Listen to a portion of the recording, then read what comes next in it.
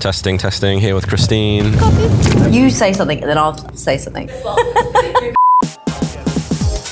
Kris, back for next best move, this time in possible Miami. How are you feeling? I'm good, I'm feeling relaxed. The sun is really helping my aura and good feeling today. It's very Gen Z of you. I want to talk to you about indies. There was this article that came out in Campaign saying that brands are now actually shifting a lot of both the media spend and creative work over to indies. Why do you think that is? In times of huge disruption like this, leaning back into specialism over scale is very, very important. Indies are built around certain products, and whether that be the new developments in OpenAI or LLM-based advertising, but also if you think about search just blowing up into this huge discovery platform versus a very specific Google or Microsoft Play. Also just transparency in media. There's been a lot of noise about principal media buying. A lot of scandals. Yeah, even. exactly. Indies are generally very transparent. Less bureaucracy, they can move a bit quicker and deliver the outcomes that clients want, and that's what matters. Also retention, I've been with Crowd for a year, and the team I saw a year ago is pretty much the team that we have in office today, and the big holdcos. There's a lot of revolving door, and this is the time for indies. I'm excited to be working at an indie, but you touched upon a really, really interesting point around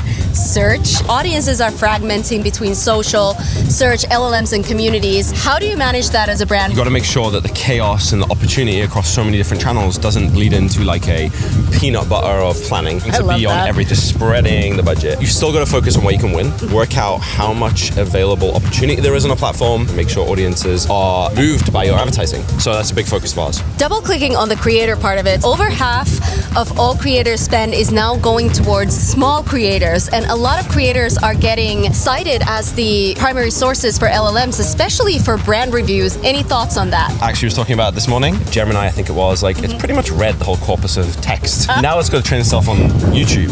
Really, the creator is both selling to people and it's also selling to the robots that are selling to people. You've got to build a reputation for two audiences now. 85% of the internet traffic will be video in the next few years. That is wild. Speaking of video, we made it to the end of this one without getting struck by coconuts. On to the next segment.